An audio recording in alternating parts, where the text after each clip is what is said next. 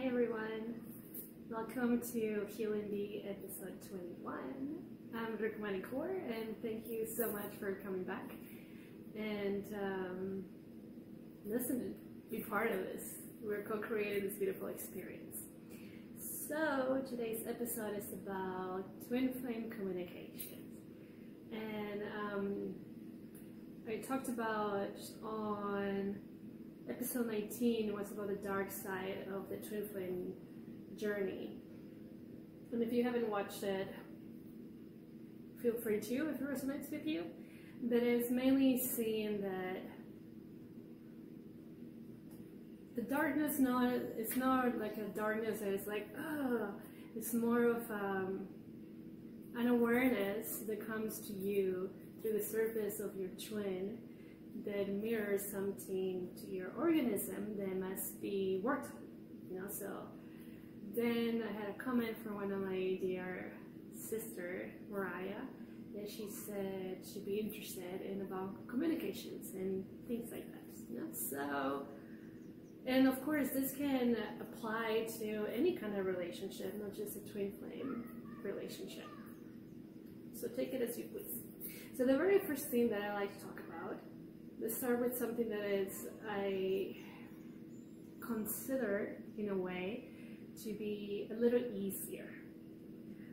So we'll ease that into it rather than going into like the hard things. I was recently watching actually today and the past days, a workshop by one of my teachers, Joy Dev, that he's doing with his wife about the sweetest love, they call it.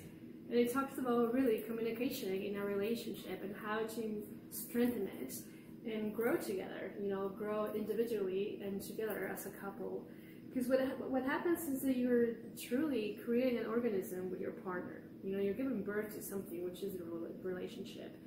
And if you're like this all the time, where is that going to head to? It's not going to be very fun or pleasant for anyone, right? And this is something that me and my twin do, which is the 5 love languages. Now this is so important.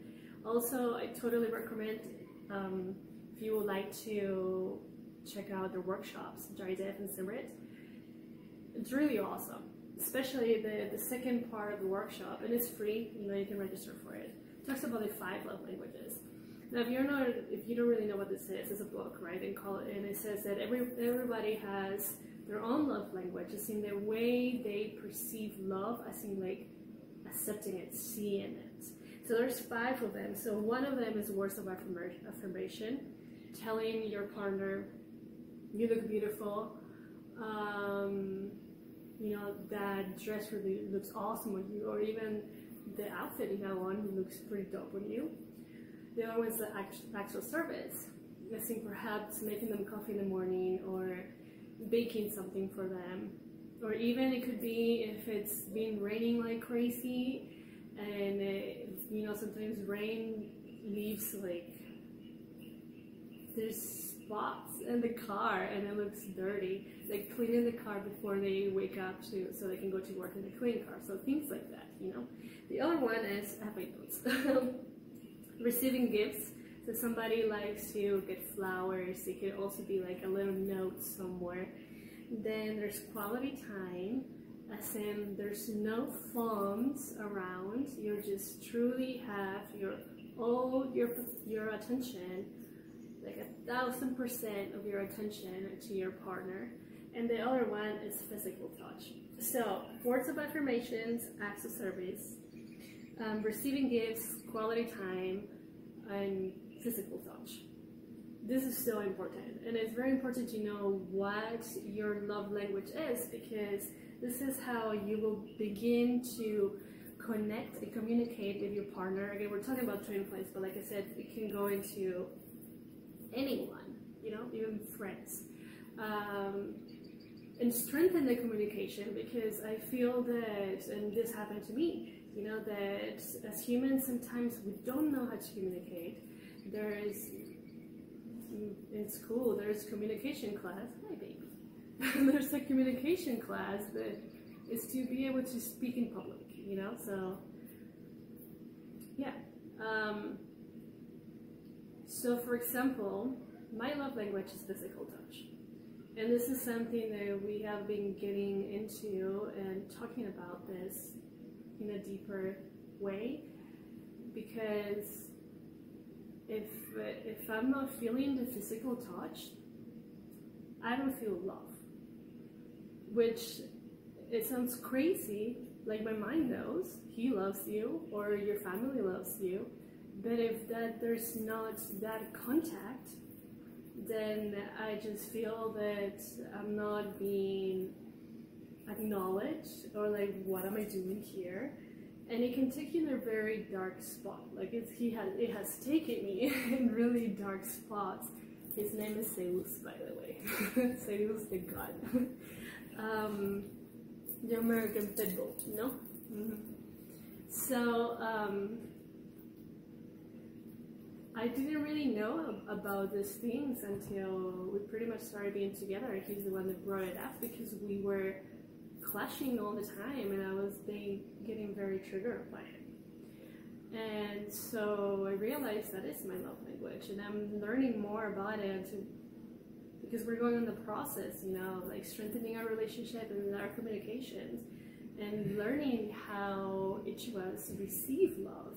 Because you can be talking about a bunch of different things, or so cute, or you can be, or you can be doing other things. For example, if your love language is receiving gifts, then you probably think, and I'm talking about personal experience now, let's just stay with physical touch. So for me, that's a big way of receiving love, right? And seeing love in a way. So in my perspective, it's normal. So okay, that's how love is for people.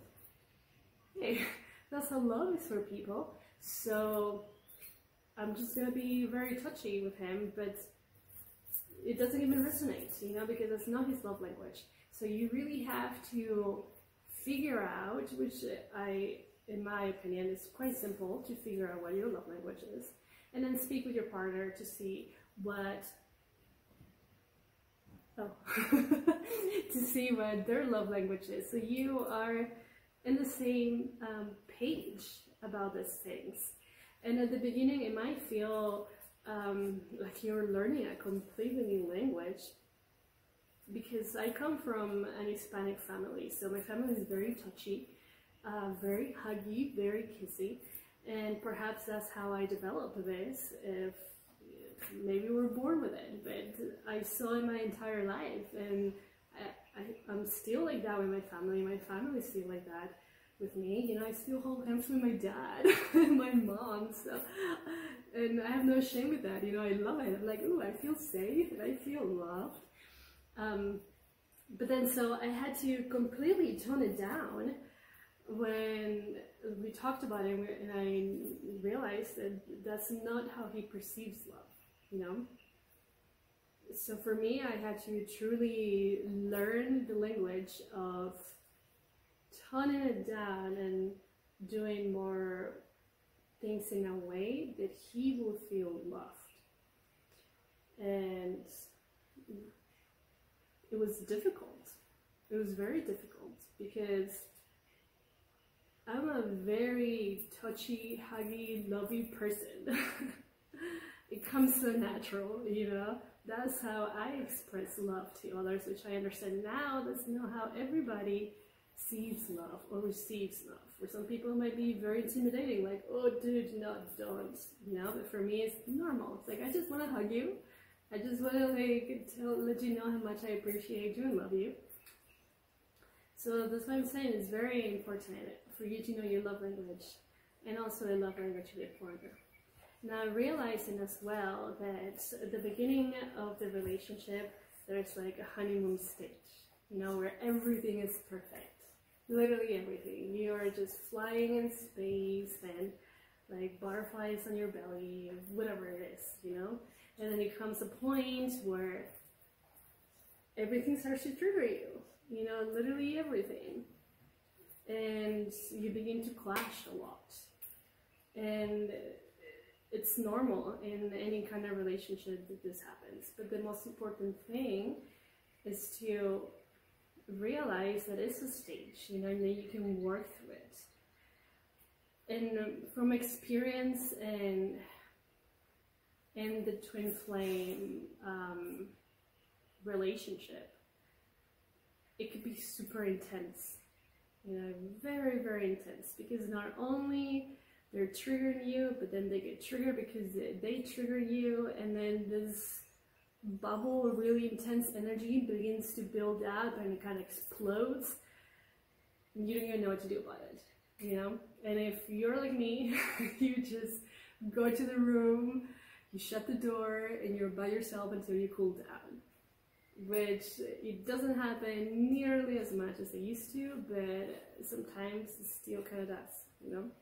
And it's a process, and it's okay. But learning how to communicate with things like that are happening at the very beginning stage of the build-up of the energy is very important. So you're not keeping everything in, and things keep building up like a volcano, right? And then it reaches one stage where you just go like boom, and you don't want to see each other, you don't want to be around each other. We don't really want to get to the stage, right? Because we truly love our partner, whether it's our twin or somebody else.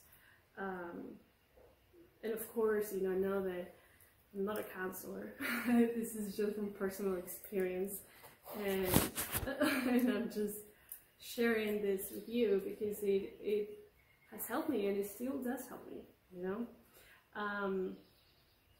So when you start to work and communicate better about the situation and explaining what's happening, you know, this is one thing that I have still to work pretty hard at it, to explain what's happening through my organism. There's a lot of energetic stuff. I'm not joking. A lot of energetic things that are happening within me. You know, I'm sure, of course, outside of me as well, but inside my organism, there's many things adjusting in all my bodies, and then my physical body is adjusting, and sometimes I'm not even sure how to explain what is going on. So I just keep quiet and I shut down, not shut down, but like, shut up, you know, shut up. And then, you know, like, my twin doesn't like that. So he really likes to know a little bit of what's going on, so his mind doesn't go crazy. And maybe that will resonate with you or your partner, you know, that if you don't say something, that your mind is like, oh shit, what did I do? Or did I mess up again? Or who knows, you know, whatever happens in your mind. So it's very important to communicate. And I know that at the beginning it could be so vulnerable. You know, to me, I had to learn how to express myself about what things were happening in my organism. And it wasn't easy at all, because it put me in a very, very vulnerable spot. And perhaps it's due to the Kundalini awakening and all the energies happening, because if you have experienced the Kundalini energy rising, it could, maybe it was very intense for you or not, but for me it was very intense. And a part of my mind was like, if you say this to someone, they're just gonna look at you like you're nuts. And so it was my defense mechanism to keep everything in and not really share it and just deal with it in the inside until it was more, in a sense, balanced out, and then I could express it. You know, and being the fact that there is so much like deep unconditional love between the two of us, I didn't really want to put myself in that space because I was scared, you know? So it's very important to communicate that and say, like, this is happening, I don't want to talk about it, I just want to let it process, let the thoughts percolate, or whatever it is. And once I'm more calmed down, or I can talk about it, I'll be able to do that with you. And like I said, it could be a very scary thing in the beginning, especially if you, let's say, if it's a new relationship that you haven't had a relationship in, many years, you know, or it's a different kind of relationship, a very more, very deep relationship, like the twin flame is, you know, there's a very deep connection. Hi, he was barking outside. Very deep connection, and it shows you a lot of things, you know, a lot of things that you might not think that you're ready for them, but you're absolutely ready for them. But it was almost like they can slap you in the face really hard, you know?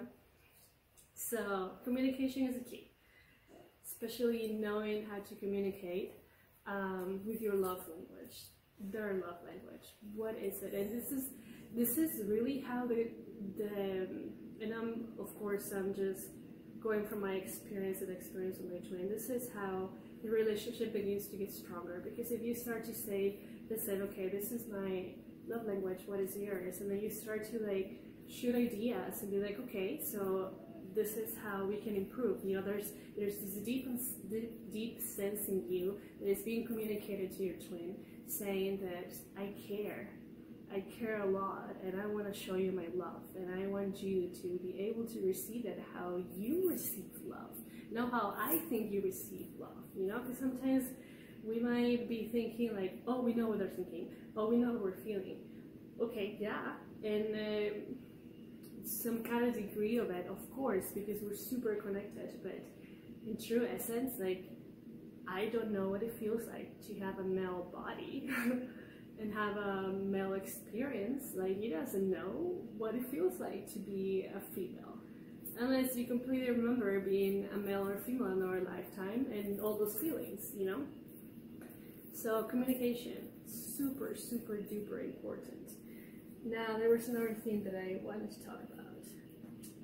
So, in the male organism, it's very, the ego is stronger than the female, you know? So, if they're having a shitty time, rather than being like, oh, here we go again, or like, why are you upset again, or whatever it is, give them their space, you know? Like my teacher was saying today when I was watching the webinar, like, they know they're in this like shitty spot, and they don't need somebody else to be like, what are you doing? You know, be supportive, like being able to hold space, you know? Whether it means actually being there and just give them a hug, if that's how they will receive it, or just letting them be until they cool down and they figure out what is processing in their organism, which is important, you know, because you want to elevate your twin rather than pushing them aside. Because trust me, if you're in this journey, and again, it can relate to any, right? So if you make your twin pissed off, like, part of you is gonna feel pissed off, and you're not gonna like it. You're both gonna be into this place like, this sucks, you know? Nobody likes being pissed with each other, and it takes so much energy to be pissed anyway than just smiling, you know? But of course it happens. It's like when we're having a human experience, which is normal.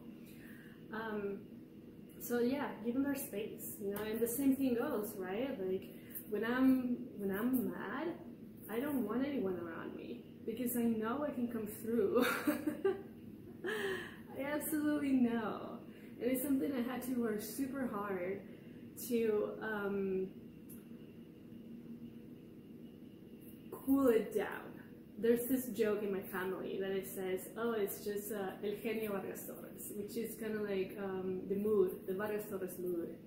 That, you know, you're just like all pissy, you don't talk, and you can be in that space for days.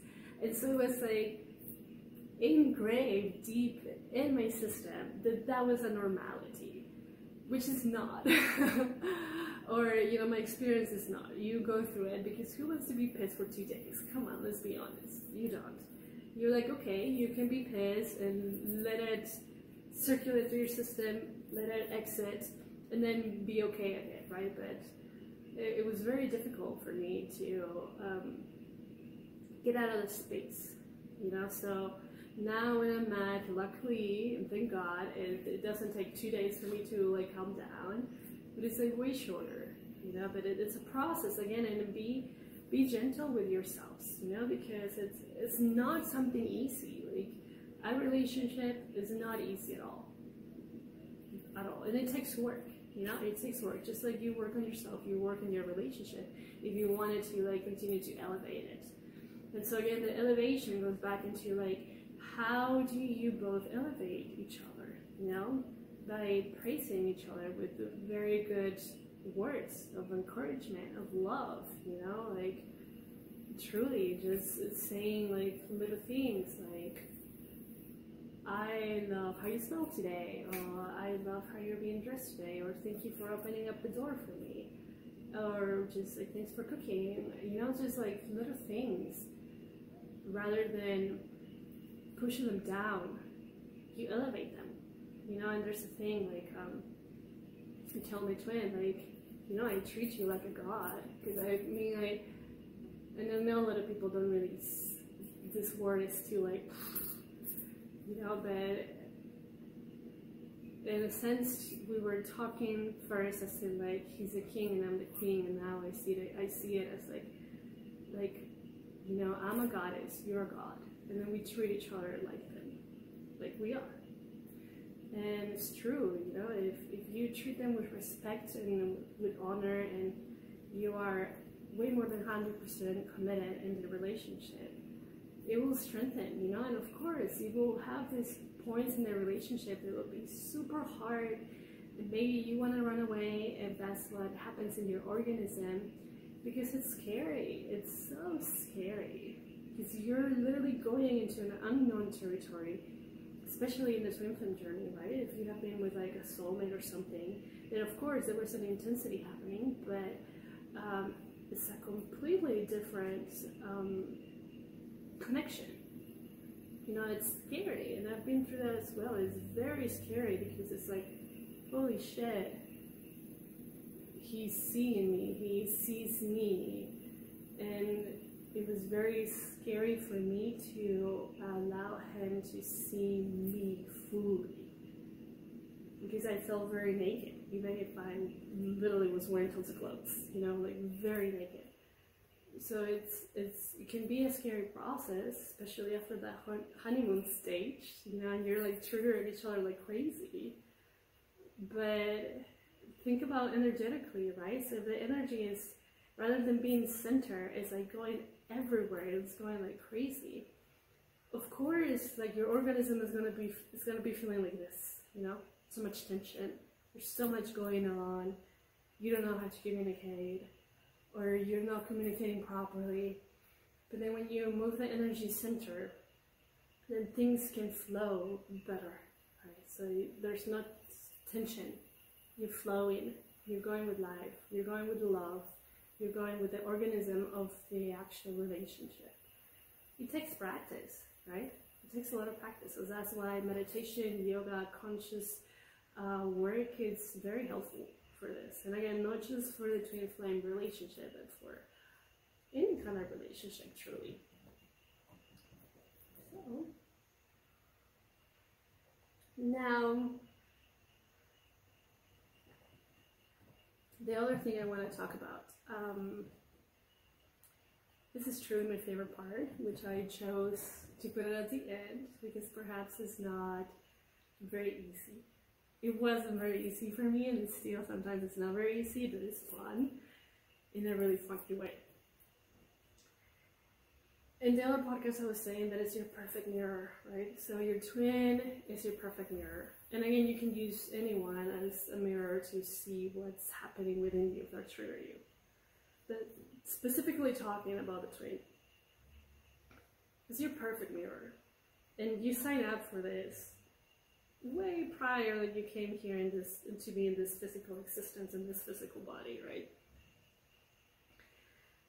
So it's an act of service. It's an act of service that your twin is doing for you, that you're doing for your twin.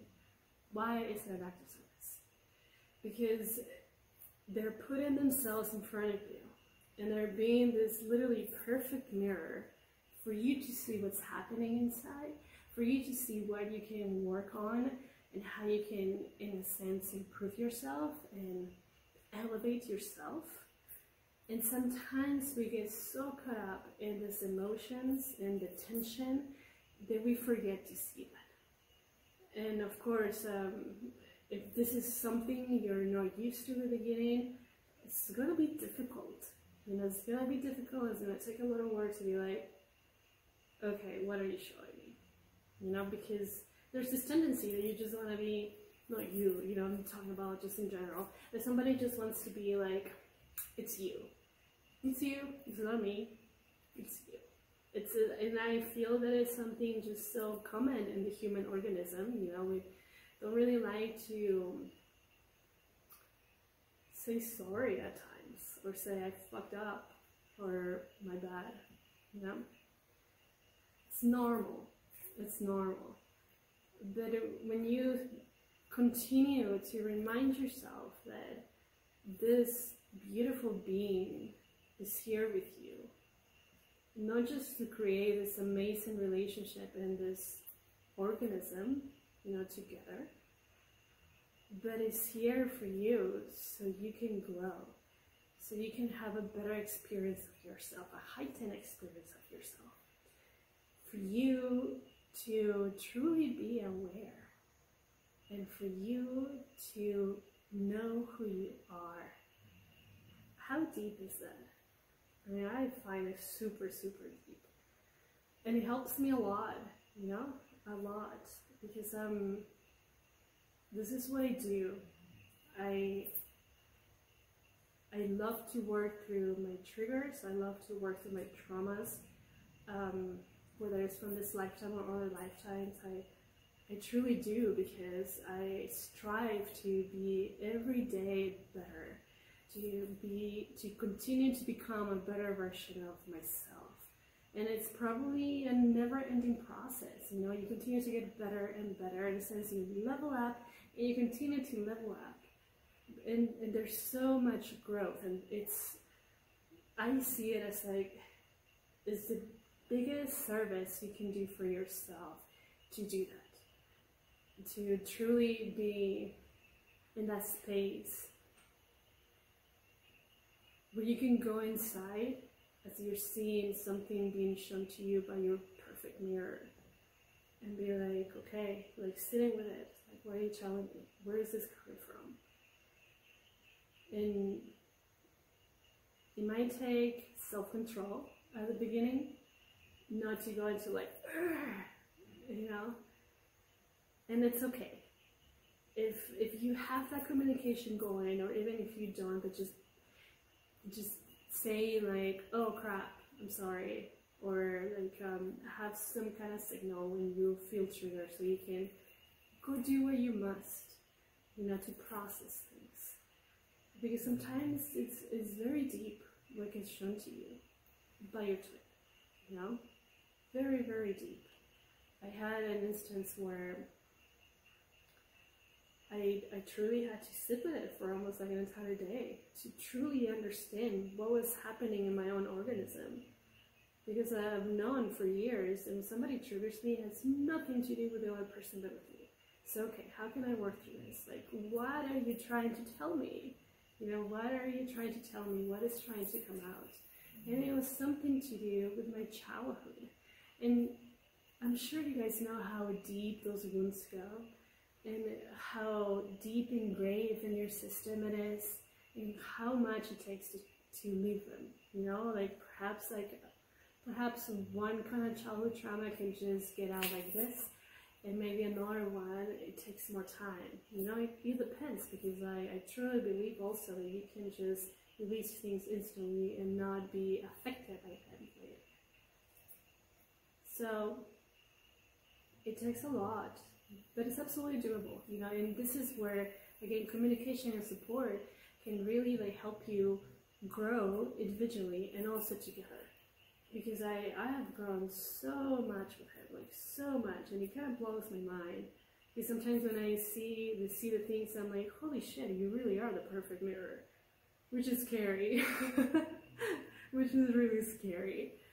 But at the same time, when you have the awareness, you know, that him or she is showing you something, you're like, okay, How can I empower myself rather than just empowering myself through this trigger? You know, how can I work through it?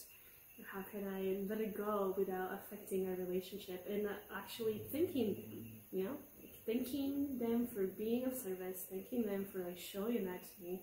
And again, it takes practice, you know. At times I still kind of like explode, which of course I don't like it, you know, everybody likes that, right?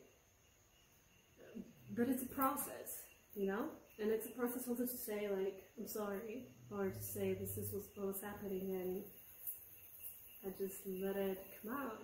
You know, it's very good to have a signal when you're feeling triggered, but not using it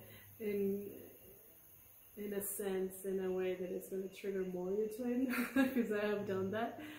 But you know, to know, you know, the moment you feel that like that trigger is just like eating at you and punching you everywhere at the same time, you do a signal, and then you hopefully your twin opens up the space for you to be by yourself and take time for yourself, so you're not.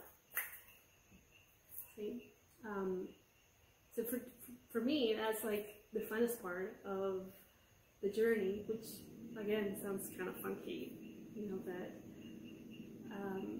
I love to experience my inner knowing, my inner guidance, my strengths, my powers, my gifts, you know. So in order to get to that, of course the triggers will have to go.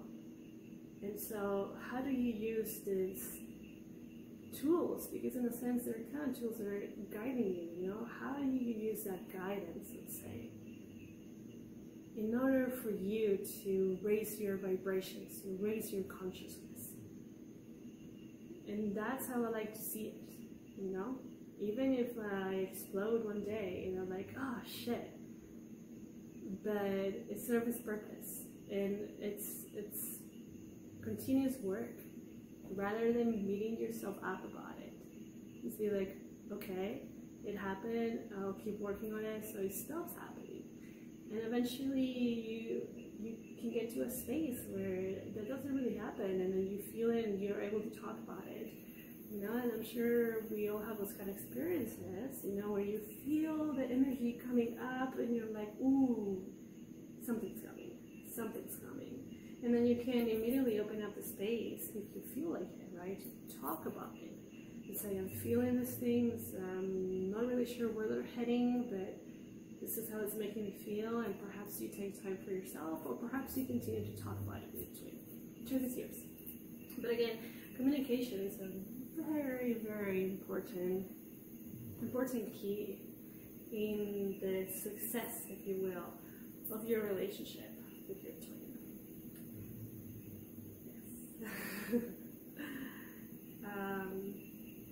And constant reminder, you know, that you are going through your stuff as much as they're going through your stuff.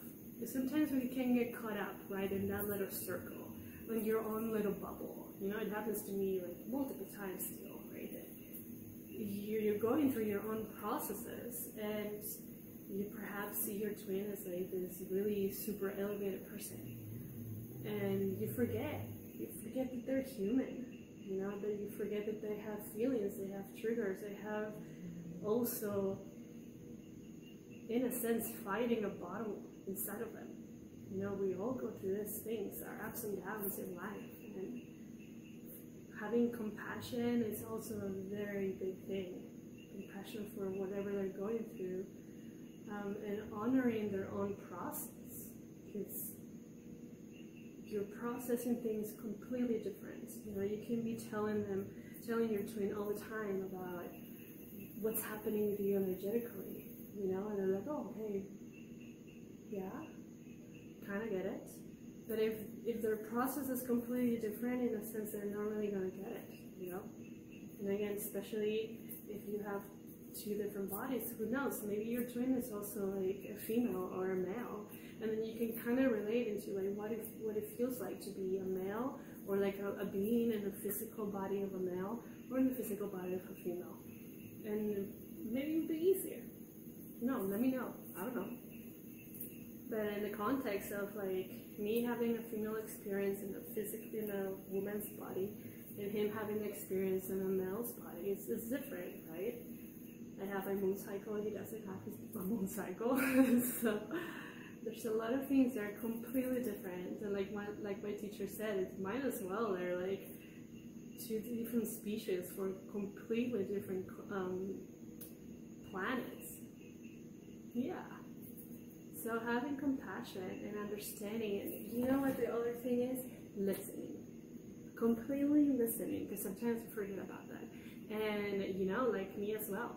Sometimes I'm like into something and my focus is like this. Then he might come to me and start talking about something, and then because I'm still in the mind of the other thing, I continue to do that, and they're like, oh, okay, I'll put it aside. Like being there fully for them when they need space, and even when they need to talk about something. Listening is very important. You know, being present, and that's it's a part of like truly having a better experience of life, or not better, like having a deeper and more beautiful experience in life, right? To truly listen to them, because of course, if you're pouring your heart out to your twin and they're not even present, it's gonna piss you off, right? So don't do it to them either. You know, just treat them how you want to be treated, and listen how you want to be heard of, how you want to be listened, and do the best you can. Of course, like I said, there will be many times where you will clash, and that's okay. Just continue. Talk about it. Talk about what's happening inside of you.